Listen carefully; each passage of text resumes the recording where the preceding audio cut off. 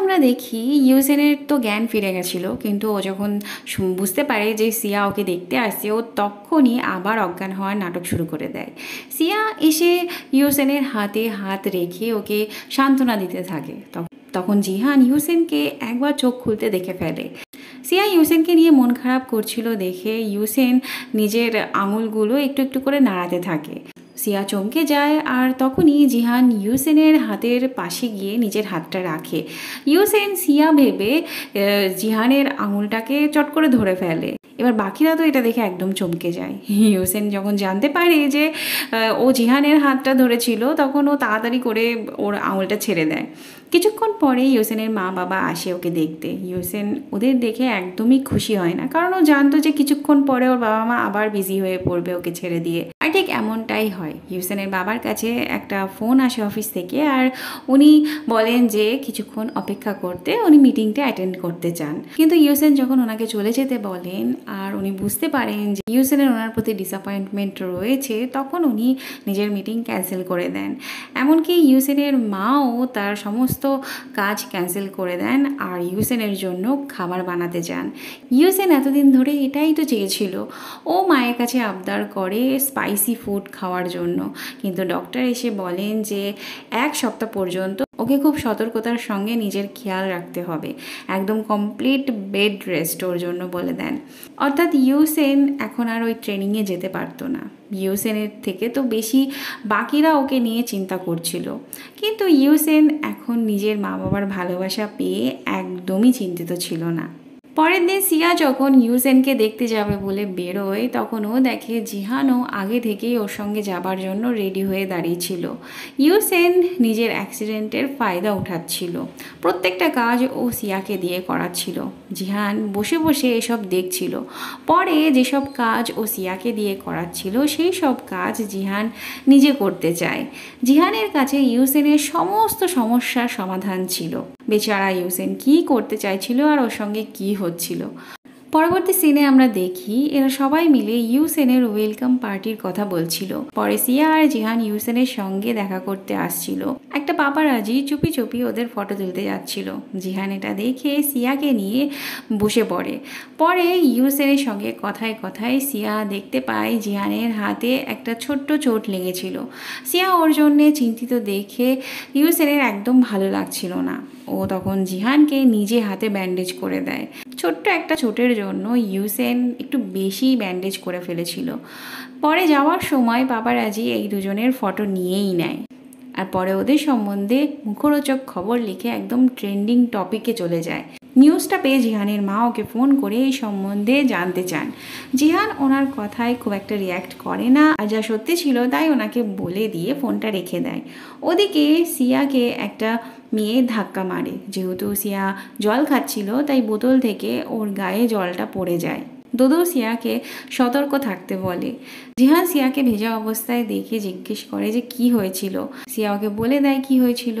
জিহান বুঝতে পেরে গেছিল যে আসলে ব্যাপারটা কি হয়েছিল, কিন্তু সিয়া এই ব্যাপারটাকে নিয়ে একদমই সিরিয়াসলি নিচ্ছিল না। কিন্তু জিহান জানতো যে এই ব্যাপারটা এতটাও সহজ নয়। সিয়াকে মিডিয়া থেকে আর বাকিদের থেকে বাঁচানোর জন্য জিহান সিয়াকে নিজের চাইল্ডহুড ফ্রেন্ড বলেছিল। সবাই এসে সিয়ার কাছে জানতে চাইছিল যে এই কথাটার সত্যতা কতটা ছিল, কিন্তু সিয়ার তো কিছুই মনে ছিল না। ওর একটা মোটা করে কালো করে বাচ্চার কথা তো মনে ছিল, কিন্তু ও এটাও মনে রাখতে পারেনি যে সে আসলে একটা মেয়ে ছিল না ছেলে। সিয়া কনফার্ম হওয়ার জন্য ইউসেনের কাছে জিজ্ঞাসা করে, কিন্তু ইউসেনও এই সম্বন্ধে কিছু জানতো না। বিশেষ করে যখনই জিহানের ব্যাপারে কোনো কথা হতো তখনই ইরিটেট হয়ে যেত। বাড়ি এসে সিয়া ভালো করে মনে করার চেষ্টা করে। তারপর ও ছোটোবেলার ফটোগুলো নিয়ে বসে জিহানকে খোঁজার জন্য, কিন্তু ওখানেও ও একটা বাচ্চার মধ্যেও জিহানের মুখ খুঁজে পাচ্ছিল না। ও তখন গুগলে সার্চ করতে যায়, কিন্তু ওর হঠাৎ করে খেয়াল হয় যে জিহান তো ছোটোবেলায় ফটো তোলা পছন্দ করতো না, তাই গুগলেও ওর একটাও ফটো ছিল না।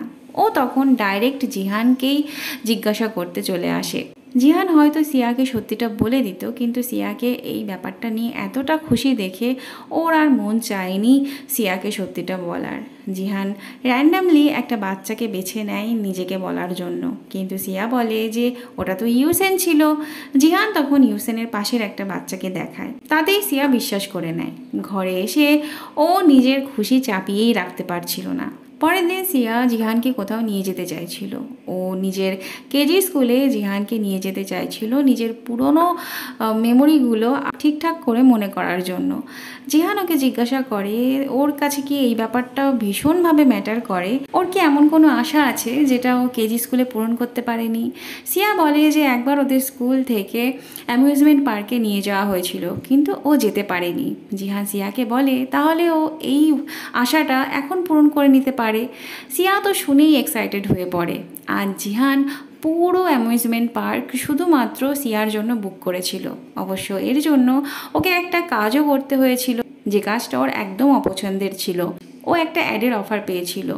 ও ওই এজেন্টের কাছে যখন ওই অ্যাডটা করার জন্য রাজি হয়, তখন ওই এজেন্ট ওকে একটা রিকোয়েস্ট করে যে জিয়াং চেনের সঙ্গে ওকে কথা বলিয়ে দিতে হবে।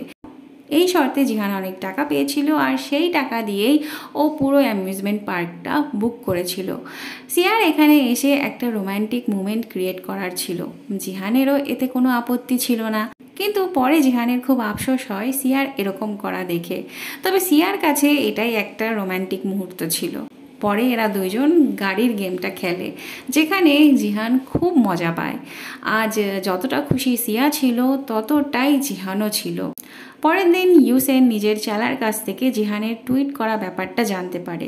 ইউসেনের তখন মনে পড়ে যায় যে কিছুদিন আগে সিয়া এই জন্যই ওকে জিজ্ঞাসা করছিল জিহান ওদের চাইল্ডহুড ফ্রেন্ড ছিল কি না।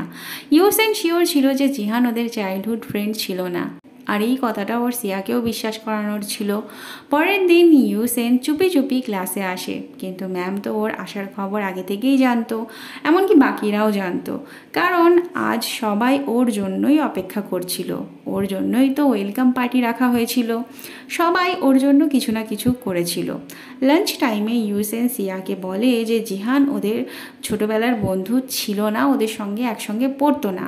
সিয়া ওকে চুপ করিয়ে দেয়, এটা বলে যে ওর কিচ্ছু মনে নেই।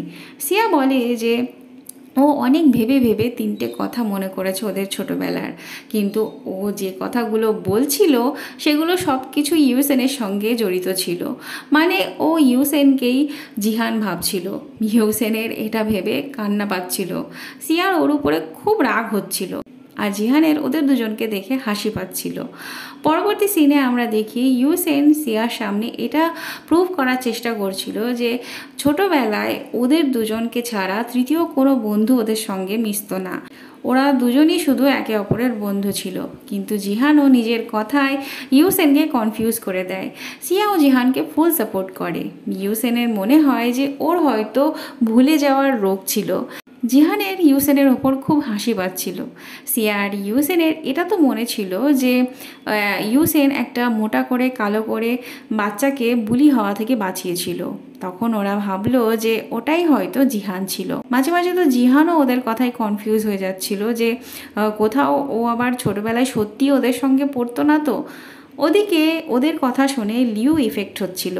পরবর্তী সিনে আমরা দেখি স্কুলের পরে ইউসেন এদের দুজনকে ছোটোবেলার রেস্টুরেন্টে নিয়ে আসে ট্রিট দেওয়ার জন্য।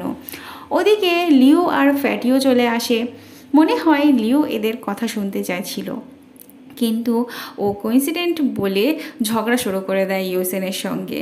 সিয়া তখন ওদের সঙ্গে বসতে বলে।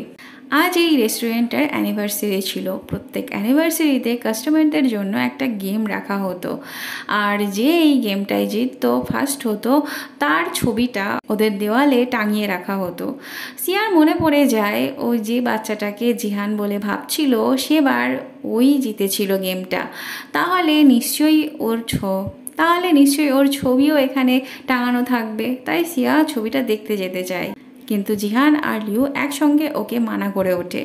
সিয়াকে তো ওরা আটকে নিয়েছিল, কিন্তু ইউসেনকে ওরা কেমনভাবে আটকাতো। বাথরুম যাওয়ার নাম করে ইউসেন তাড়াতাড়ি ওই ছবিটাকে দেখতে আসে, আর নিজের ফোনেও ওই ফটোটার একটা ছবি তুলে নিয়ে আসে। সিয়া ওই ছবিটা দেখে বলে যে এটা তো জিহান হতেই পারে না, কারণ ওই বাচ্চাটার সঙ্গে জিহানের মুখের কোনো মিল নেই। ফ্যাটি তো ওই ছবিটা দেখেই বলে যে ওই বাচ্চাটা একটা ছেলে নয় বরং একটা মেয়ে ছিল। বারবার ওই বাচ্চাটাকে মোটা আর কালো বলায় লিওর খুব রাগ হচ্ছিল। ইউসেনের মনে পড়ে যায় যে ওই মেয়েটাকে একটা ডাকনামও দিয়েছিল। ও বলতেই যাচ্ছিল কিন্তু লিও ওর মুখের মধ্যে খাবার ঠুসে দেয়। এতে তো ভালোভাবেই বোঝা যায় যে ওই বাচ্চাটা আর কেউ নয় বরং লিওই ছিল, কিন্তু এরা এখনও পর্যন্ত বুঝতে পারেনি। সিয়া জিহানের দিকে তাকিয়ে থাকে এই প্রশ্ন নিয়ে যে তাহলে ও এতক্ষণ অবধি ওকে মিথ্যে কেন বলছিল। পরে জিহান নিজেই ওকে সবটা সত্যি বলে দেয় আর সিয়ার কাছে ও ক্ষমাও চায়। কিন্তু সিয়ার তো এটাতেই খুশি ছিল যে জিহান ওকে খুশি দেখার জন্য, ওকে প্রোটেক্ট করার জন্য মিথ্যে বলেছিল। সিয়া বলে যে ও কখনো ভাবতেই পারেনি যে ও ওর আইডিয়ালের এত কাছাকাছি থাকতে পারবে। জিহানও কখনো ভাবেনি যে ও নিজের ফ্যানকে নিজের বন্ধু বলে পরিচয় দেবে। জিহানের এই কথাটাই সিয়ার কাছে তো যেন একটা স্বপ্নের মতো মনে হচ্ছিল। পরের দিন ইউসেন ক্লাসের গেটের বাইরে দাঁড়িয়েছিল জিহানের কাছ থেকে হিসাব নেওয়ার জন্য। সারা রাত তো ঘুমাতেই পারেনি এটা ভেবে ভেবে। ওর একবার বলাতে জিহান ওর কাছে ক্ষমা চেয়ে নেয়। সিয়ার আসতে ইউসেন আবার জিহানের সত্যিটা বলার চেষ্টা করে, যা কিনা সিয়া আগের রাতেই সব কিছু জানতে পেরে গেছিল। ইউসেনের এটা ভেবে অবাক লাগে যে সবটা জানার পরেও সিয়া কিভাবে জিহানের ওপর রাগ করছিল না, এমন চুপচাপ ছিল।